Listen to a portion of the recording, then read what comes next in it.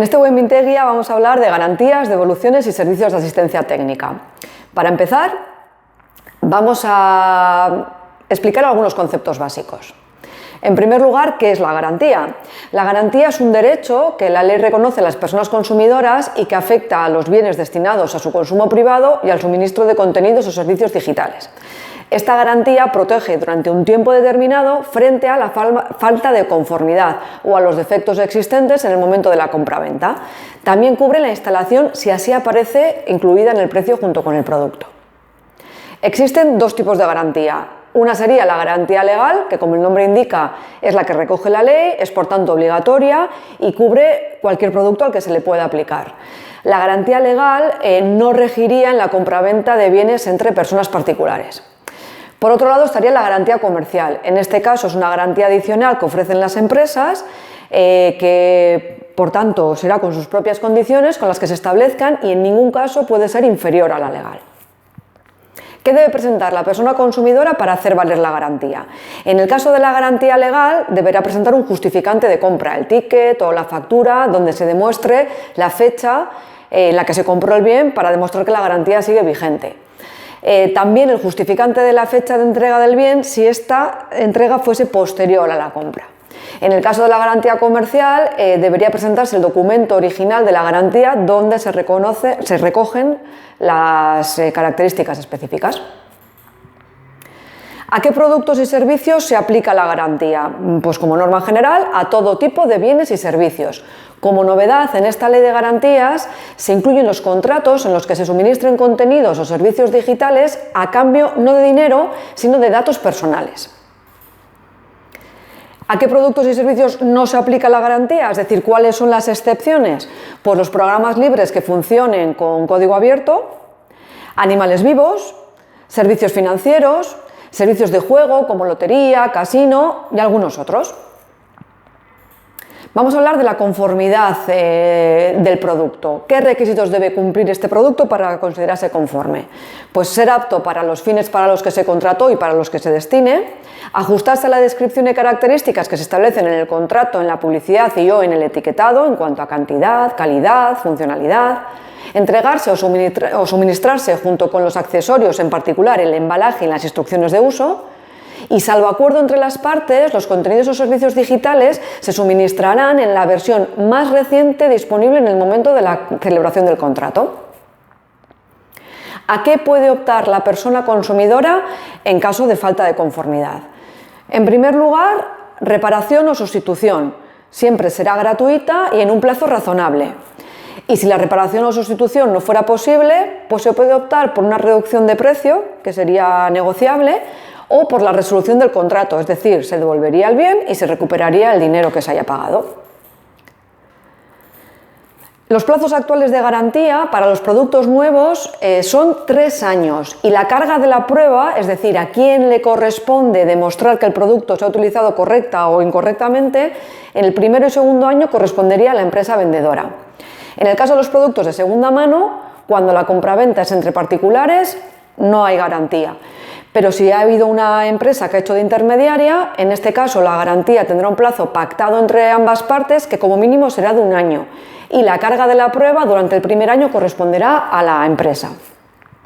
En el caso de los contenidos digitales, cuando se da un suministro continuado, el plazo de garantía sería el plazo del suministro, como mínimo 3 años. Y en el caso de que no haya suministro continuado, serían 2 años. La carga de la prueba en el primer caso correspondería siempre a la empresa vendedora y en el segundo caso durante el primer año. En todas las situaciones disponemos de 5 años de plazo para ejercer las acciones que consideremos. En cuanto a la atención postventa, un aspecto que recoge la nueva ley de garantías es ampliar el tiempo durante el cual se deben suministrar piezas de repuesto una vez que se deje de fabricar el producto. Con anterioridad eran 5 años y ahora pasan a ser 10 años como mínimo. En el caso de la reparación o sustitución, se recoge que debe ser gratuita, que se debe realizar sin demasiada demora y que el transporte debe estar siempre incluido. Durante el periodo de reparación o sustitución, se pararía el tiempo de garantía, o sea, no correría el tiempo de garantía. Y asimismo, las reparaciones tienen 1 año de garantía. En el caso de la atención postventa, siempre será responsable la empresa vendedora. Sería muy recomendable que se entregue un resguardo de depósito en el cual se recoge pues, la fecha en la que se entrega el producto, se recoge cuáles son sus características y cuál es el problema que aparentemente presenta. Asimismo, si se entrega un presupuesto, debería ser siempre por escrito y la persona consumidora debería firmarlo para dar su consentimiento. El plazo de recuperación, tanto en la reparación como en la sustitución, sería como máximo antes de 1 año. Para terminar, vamos a poner algunos casos, algunas situaciones para ver de alguna forma un poco más clara cómo se aplicaría esta ley de garantías. En el primer caso, vamos a conocer a Anne. Anne compró una tablet hace 8 meses en un comercio local.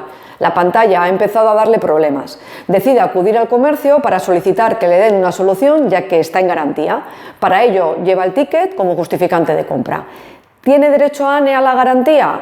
Bueno, pues en este caso la respuesta es sí. Está dentro de plazo y ha hecho un uso correcto del producto, por lo tanto, sin duda. La segunda situación, John compró un teléfono móvil hace 1 año. Hace 1 mes ha empezado a fallarle.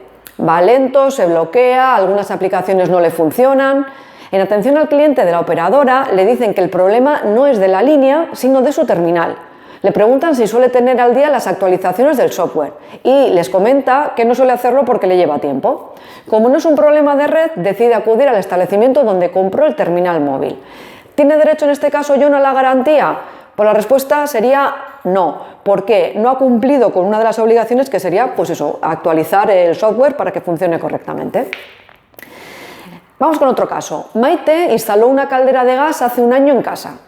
Ha funcionado correctamente, pero de repente ya no calienta el agua. Como tiene garantía, decide llamar al servicio de asistencia técnica de la empresa instaladora. ¿Tiene derecho a la garantía? Sí.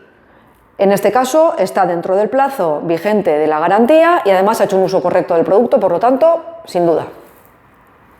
Por último, vamos a conocer el caso de Igor. Igor hace un par de meses se compró una equipación completa para jugar a pádel. Uno de los días que va a jugar, gana el partido y de la emoción lanza la pala contra la pared con tan mala suerte que del impacto esta se parte por la mitad. Decide ir a la tienda donde la compró a reclamar que no le ha durado la pala apenas unos meses. ¿Tiene Igor derecho a la garantía? Bueno, pues en este caso, aunque sí estaría en plazo, el uso que le ha dado a la pala no es el correcto, por lo tanto, ha perdido el derecho a la garantía. Vamos a concentrarnos ahora en las devoluciones. Explicaremos lo primero que es el derecho de desistimiento. Es un derecho que se reconoce a la persona consumidora y usuaria, que consiste en dejar sin efecto un contrato, es decir, se devolvería el bien o se renuncia al servicio, sin necesidad de justificar el motivo y sin que haya ningún tipo de penalización. Para poder ejercerlo, eso sí, debe hacerse dentro de un plazo establecido. En el caso de que las compras se hayan realizado en un establecimiento físico, únicamente tendremos este derecho de desistimiento cuando el producto sea defectuoso o si el establecimiento o la empresa se ha comprometido previamente a ello. El derecho de desistimiento se reconoce siempre en los contratos realizados a distancia o celebrados fuera del establecimiento comercial. Pueden existir algunas excepciones, por ejemplo, si se tratase de un producto hecho a medida o si es un producto que está desprecintado. También tendremos este derecho de desistimiento cuando en el contrato o en la oferta se recoja de esta forma. La empresa en todo momento tiene el deber de informarnos de la documentación, de los plazos para ejercer este derecho. Siempre por escrito, de una forma clara, comprensible y precisa, especificando los requisitos y las consecuencias. Asimismo, cuáles serían las modalidades de restitución de ese bien o servicio. Deberían entregarnos también un documento en el que rellenásemos nuestra intención de ejercer ese derecho de desistimiento. Aparecería nuestro nombre, dirección de ambas partes y se recogería tal y como aparezca en el contrato. Se entiende que hemos realizado el derecho de desistimiento en el momento en el que hemos enviado ese documento de desistimiento y además hemos devuelto el producto en cuestión. Los plazos para desistir. La ley establece un plazo mínimo de 14 días naturales a contar o bien desde el momento en el que se formaliza el contrato del servicio o en el momento en el que se recibe el bien. Si la empresa no nos hubiese dado información de que tenemos este derecho, ese plazo de 14 días inmediatamente pasaría a ser de 12 meses. Vamos a ver algunas situaciones para dejar claro este concepto. Anne aprovechó un día que pasaba por una zona de compras, estaban en periodo de rebajas y pues decidió hacer algunas compras. Se llevó varias prendas, pero decidió que no se las iba a probar, que ya se las probaría en casa cuando estuviese más tranquila, y si no le valían, pues ya las devolvería. Si no le valen y decide devolver alguna prenda, ¿tiene derecho a que le devuelvan el dinero? En este caso no estamos hablando de una compra fuera del establecimiento o una compra a distancia. Por lo tanto, solo si el establecimiento en su ticket de compra, por ejemplo, recoge esta posibilidad, podría devolver el producto y recibir pues, el dinero que haya entregado o cambiarlo por otro producto. De no ser así, no tendría derecho a devolverlas. Vamos a ver otro caso. John compró una lavadora online. La lavadora llegó en el plazo y en las condiciones previstas. Sin embargo, su sorpresa se convirtió en decepción cuando descubrió que había medido mal y la lavadora recién adquirida no encajaba. Decidió devolverla, pero encontró grandes dificultades porque la web no informaba de cómo hacerlo, además de indicarse que debía pagar los gastos de devolución. Dando vueltas, encontró un teléfono, pero entre una cosa y otra transcurrieron 4 meses. ¿Mantiene las opciones de devolución? En este caso, como se trata de una compra online, por lo tanto una compra a distancia, tiene derecho a desistimiento, por lo tanto podría devolver el bien sin dar ninguna explicación. Como la empresa no informó de este derecho, el plazo, que en principio serían 14 días, se convierte en 12 meses y por tanto sí que está dentro de plazo. Sí es cierto que en las compras online, cuando ejercemos el derecho de desistimiento, puede ser que tengamos que correr con los gastos de devolución. Por último, Maite ha decidido aprovechar el Black Friday para ir comprando los regalos navideños. Por comodidad, pues este año decide hacer las compras online, aunque quede todavía más de un mes para las fechas navideñas. ¿Tendrá derecho a la devolución cuando abran los regalos en Navidades? En este caso, como queda un mes para esa fecha prevista en la que reciban los regalos, si el comercio no establece un periodo más amplio, ya habrían pasado esos 14 días que establece el derecho de desistimiento, por lo tanto no podría ejercerlo. Vamos ahora en los servicios de asistencia técnica. Primero, ¿qué es un servicio de asistencia técnica? Pues son establecimientos o profesionales que se dedican a la reparación, instalación o conservación o mantenimiento de aparatos de uso doméstico que presten servicios tanto en un establecimiento, en un local, como en un domicilio. Los aparatos domésticos son todos los que utilizamos en nuestros hogares, pero se establecen diferentes grupos. Serían pequeños aparatos como el secador o la freidora, tostadora, los de línea blanca, que serían lavavajillas, lavadora o frigorífico, o la línea marrón, que serían ordenadores, televisiones, vídeos, DVDs, equipos de sonido. ¿A qué servicio de asistencia técnica debemos acudir? Si el producto está en periodo de garantía, es obligatorio que acudamos al servicio de asistencia técnica que nos indique en el establecimiento o que indique el fabricante, y de no ser así, podríamos perder la garantía. Si el producto no está en garantía, en ese caso elegiremos al servicio técnico al que queremos llevarlo. Cuando se prestan estos servicios en el domicilio de la persona usuaria, únicamente se podrá cobrar el desplazamiento una vez por cada reparación, por cada avería. En cuanto a la documentación, siempre nos deberían entregar un resguardo de depósito. Nos lo entregan en el momento en que dejamos el producto y debe detallar tanto la fecha como tanto el problema que se prevé como el plazo en el que se va a entregar. Asimismo, se deberá entregar un presupuesto por escrito y en un máximo de 5 días. La persona consumidora debe firmarlo para aceptarlo. En el caso de que finalmente no se acepte el presupuesto, no se vaya a hacer la reparación, nos pueden cobrar una cantidad que está establecida según el tipo de electrodoméstico por la elaboración de este presupuesto. Las averías no presupuestadas no podrían incluirse después en la factura, de manera que si llevamos un producto a reparar y después se encuentran alguna avería que no estaba prevista, nos tendrán que avisar y elaborar un nuevo presupuesto. La factura, si el producto se encuentra en garantía, hay que comprobar que estamos llevándolo al servicio de asistencia técnica correspondiente. y siempre guardar la factura de la reparación para hacer valer la garantía. Las reparaciones, si el producto estaba dentro de garantía, tienen un periodo de 6 meses de garantía a su vez, y si se había pasado ya el tiempo de garantía del producto, la reparación tendrá 3 meses de garantía.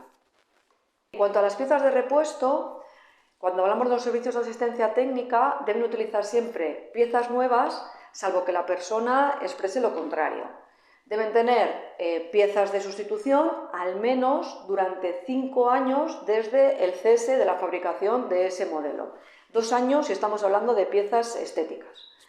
El servicio de asistencia técnica nos debe ofrecer y entregar las piezas sustituidas siempre que la reparación no esté cubierta por la garantía. En el caso de que se utilicen piezas usadas, deben estar en perfectas condiciones y a un precio siempre inferior a las piezas nuevas. Vamos a ver algunas situaciones. Anne ha dejado su ordenador, que no está en garantía, a reparar en un servicio de asistencia técnica. ¿Qué plazo de garantía tiene la reparación? Como está fuera de garantía, la reparación tendrá un periodo de garantía de 3 meses. John ha dejado su lavadora a reparar en un servicio de asistencia técnica oficial. ¿Qué documento deben entregarle cuando deje la lavadora? ¿Para qué sirve dicho documento? Deberán darle un resguardo de depósito en el que se recogerá la fecha, el producto que se entrega, cuál es la avería que se prevé, así como el plazo estimado, y servirá para hacer valer sus derechos en caso de que no se cumpla. Maite quiere llevar a reparar una televisión que todavía está en garantía. ¿A qué servicio de asistencia técnica debe acudir? Deberá acudir al servicio de asistencia técnica que le indiquen o bien el establecimiento en el que lo compró o el fabricante. Y por último, si tenemos que hacer frente a algún conflicto de consumo en todo este proceso, tenemos 3 vías para poder resolverlo. En primer lugar, y siempre la más recomendable, sería la vía amistosa. Con 2 variantes. La vía amistosa sin intermediario, que sería que directamente la persona consumidora o usuaria intente llegar a un acuerdo con la parte vendedora, y en ese caso, pues utilizando la asertividad y las nociones que se tengan de consumo, intentar llegar al acuerdo satisfactorio para ambas partes. En el caso de que haya intermediario, se refiere a aquellos servicios, como por ejemplo en el caso de transportes, en los que la persona que quiere poner una reclamación no hablaría directamente con el servicio de atención a la persona cliente, sino que rellenaría un documento y recibiría una respuesta. Igualmente, si llegan a un acuerdo, se resuelve el conflicto. De no ser así, la segunda vía sería la vía administrativa. En este caso, como el nombre indica, interviene la administración. También 2 modalidades. En primer lugar, las hojas de reclamaciones. Son obligatorias y además es obligatorio que nos las entreguen en caso de que las solicitemos. Y son 3 copias autocalcables, una blanca, una rosa y una verde. En el propio impreso lo pondrá, pero la blanca y la verde se la quedará la persona consumidora, la rosa quedará en el establecimiento y la blanca es la que se tramitará en algún establecimiento de consumo, o bien Kontsumobide o una oficina municipal de información a la persona consumidora, y la verde es la que se quedará la persona que ha puesto la reclamación como prueba. ¿Qué datos se harán constar? Los datos de identificación tanto de una parte como de la otra, y también cuál es la reclamación y qué se espera, firmado por ambas partes y se presentará. En caso de que con la hoja de reclamaciones no lleguemos a resolver el conflicto, tenemos otra posibilidad que sería el arbitraje de consumo. Para esto es necesario que la empresa esté adherida al arbitraje de consumo o bien que acepte voluntariamente someterse a él. Se trata de una vía administrativa, por lo tanto extrajudicial, en la que se toma una decisión que es de obligado cumplimiento y estaríamos descartando la vía judicial. Y por último, nos queda, como en todos los casos, la vía judicial, en la que podríamos presentar nuestras pruebas y en las que algunas veces lo que se recomienda es, cuando se trata de un problema que ha afectado a una colectividad, hacerlo en grupo. La desventaja que presenta la vía judicial frente al arbitraje de consumo, por ejemplo, es que suele ser más larga en el tiempo y además suele tener algún coste económico. Bueno, pues hasta aquí este web Minteguía. Si queréis más información sobre este tema, lo podéis ver en nuestros diferentes canales y nos vemos en un próximo vídeo.